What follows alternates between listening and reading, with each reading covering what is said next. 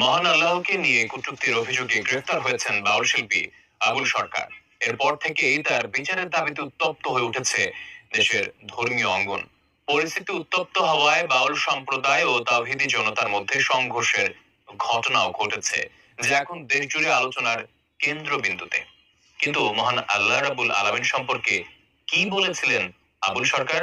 বিস্তারিত জানাচ্ছেন আরিফ হাসান। আল্লাহর সাথে আর একটা আল্লাহ হইতে পারলাম হয়েছে। এক তারিখে গান করার জন্য আল্লাহ হয়েছিল, বন্ধ হয়েছিল।